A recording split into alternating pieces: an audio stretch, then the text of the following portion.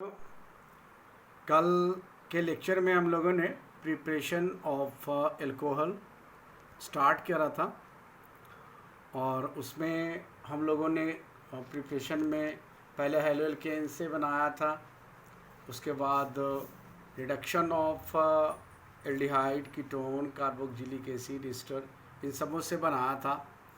आज हम लोग एल्कीन से एल्कोहल बनाएंगे। एल्कीन से एल्कोहल दो मेथड्स हैं इसके। पहले तो है हाइड्रोलिसिस करते हैं एल्कीन का। कहता है कि किसी भी एल्कीन सिमेट्री हो या एसिमेट्रिक, किसी भी एल्कीन को अब आप हाइड्रोलिस करते हैं वाटर के साथ, आप जब रिएक्ट कराते हैं इन प्रेजेंस ऑफ H2SO4 और H3PO4, यानी सल्फ्यूरिक एसिड की थोड़ी मात्रा या फॉस्फोरिक एसिड की थोड़ी मात्रा यदि होती है तो हमें ये एल्कोहल देता है। किसको? एल्कीन को हाइड्रोलिस करते हैं, यानी जल के साथ रिएक्ट कराते हैं in presence of acidic medium, either H2SO4 और H3PO4, तो हमें क्या मिलेगा? हमें एल्कोहल मिलेगा। इसी केस को थोड़ा सा देख लो कि कैसे ये मैक है। तो ये एक पाई बॉन्ड, एक सिग्मा बॉन्ड तुमको पता है एल्कीन में होता है।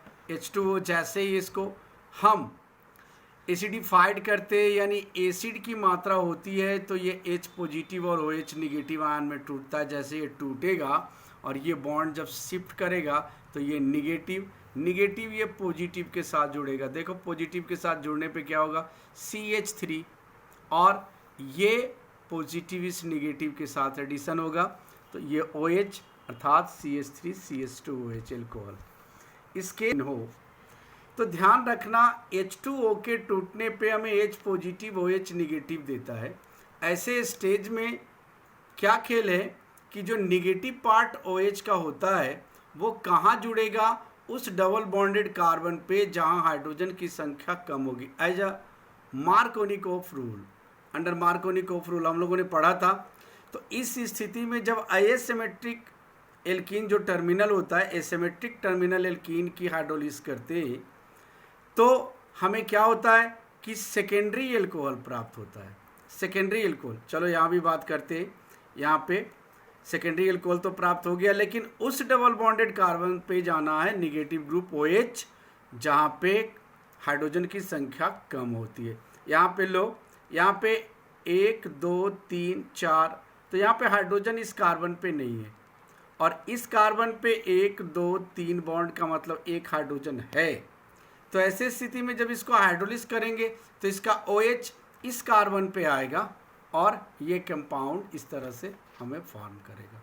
एक तो ये आपने सीखा कि किस तरह से एल्कीन से हम लोगों ने एल्कोहल बनाया। लेकिन एक बात और आती है कि हम कभी कभी क्या करते हैं, आपने देखा होगा anti Markovnikov rule, anti Markovnikov rule देखा होगा। उसमें हम लोगों ने क्या करा था कि जब HBr को कराया था एसिमेट्रिक एल्कीन से इन प्रेजेंस ऑफ परऑक्साइड, तो कहाँ जुड़ा था नेगेटिव ग्रुप? उस डबल बॉन्डेड कार्बन पे जहाँ पे हाइड्रोजन की संख्या अधिक होती थी।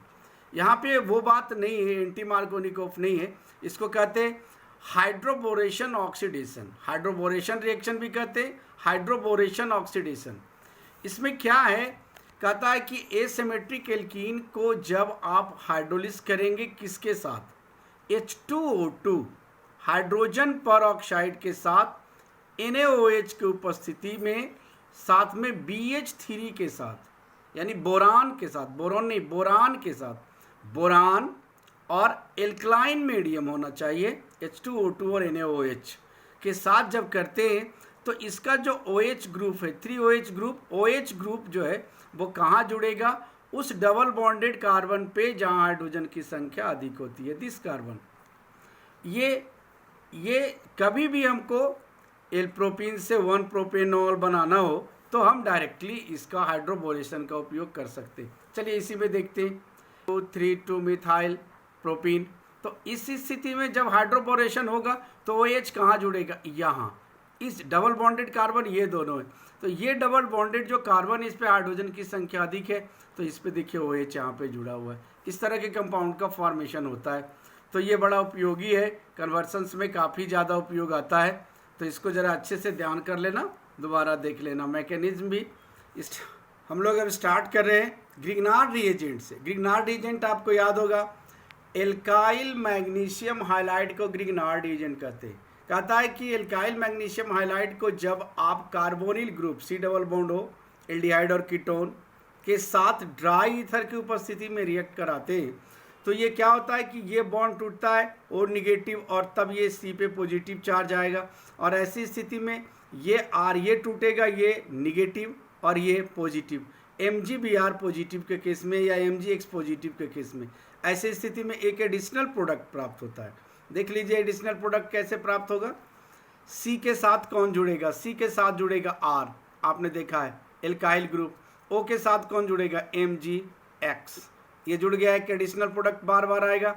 और इस प्रोडक्ट को जब हम एसिड हाइड्रोलिसिस करते हैं तो एसिड हाइड्रोलिसिस में भी क्या होगा, ये OH निगेटिव ग्रुप इस C वाले कार्बन से ऐड होगा, और ये जो बॉन्ड टूटा, ये बॉन्ड जो टूटा है, ये टूटे हुए बॉन्ड H को लेके ये अलग कंपाउंड फॉर्म करेगा। तो इस तरह से हमको क्या मिलने जा रहा है? एल्कोहल। अब इसमें क्या है कि फॉर्मल्डिहाइड आपको क्या देगा? Primary alcohol. देखिए ये फॉर्मल्डिहाइड है, इसको हमने ग्रिग्नार्ड एजेंट से रिएक्ट कराया ड्राई ईथर की उपस्थिति में, तो ये हमारा एक एडिशनल प्रोडक्ट हुआ है। कैसे? एल्काइल ग्रुप को कहाँ जोड़ना है? C से आपने जोड़ दिया है, और MgI को कहाँ जोड़ना? O से आपने O से जोड़ दिया है। जैसे एसिड हाइड्रोलिसिस करोगे ये पार्ट तुम्हारा क्या होगा? H को लेकर के MgOHI, और बाकी OH पार्ट यहाँ आ जाएगा, अर्थात ये प्राइमरी एल्कोहल। उसी तरह से दूसरे एल्डिहाइड में देखो हमने एसिटाल्डिहाइड को लिया है। इसके बाद जितने एल्डिहाइड्स तुम लोगे सब तुमको सेकेंडरी एल्कोहल देगा। प्रोसेस सेम है, ग्रिग्नार्ड एजेंट के साथ ड्राई ईथर की उपस्थिति में रिएक्ट कराते एक एडिशनल प्रोडक्ट देता है। एडिशनल प्रोडक्ट में कुछ नहीं, इसका जो एल्काइल ग्रुप है वो कहाँ जुड़ेगा? इस C के साथ, मोटे तौर पे ध्यान देना, और MgX जुड़ेगा O के साथ, ये बॉन्ड टूटेगा। हमें से देखा है ये एडिशनल प्रोडक्ट, और इस एडिशनल प्रोडक्ट को हमने क्या करना है? हमने करना है एसिड हाइड्रोलिसिस। जैसे एसिड हाइड्रोलिसिस करना है, इसके साथ H ये आना है, H इसके साथ H आना है, और ये बनाना है क्या? MgOHBr, और प्लस में जो ये बनेगा हमारा alcohol, this alcohol is secondary alcohol, ये प्रोपेन टू ऑल है। तो इस तरह सेकेंडरी एल्कोहल बनता है। अगर कीटोन की बात करोगे, कीटोन में भी वही खेल है। कीटोन की जब बात करोगे, ग्रिग्नार्ड एजेंट से ड्राई ईथर की उपस्थिति में रिएक्ट कराओगे, ये CH3 ग्रुप कहाँ जुड़ेगा? इस C के साथ। MgBr कहाँ जुड़ेगा? O के साथ। एडिशनल प्रोडक्ट तुम्हारा मिल गया। और जैसे इसका एसिड हाइड्रोलिसिस करोगे, ये ग्रुप H लेकर के आपको कहाँ पहुँचा देगा? आपको बाय प्रोडक्ट में, और प्लस में यहाँ OH जुड़ेगा, जो कैसा एल्कोहल देगा हमको? Tertiary alcohol. लास्ट मोमेंट में हम लोग प्राइमरी एमीन से बनाते हैं, बड़ा इंपॉर्टेंट है ये, कन्वर्सन्स में काफ़ी ज़्यादा उपयोग में आता है।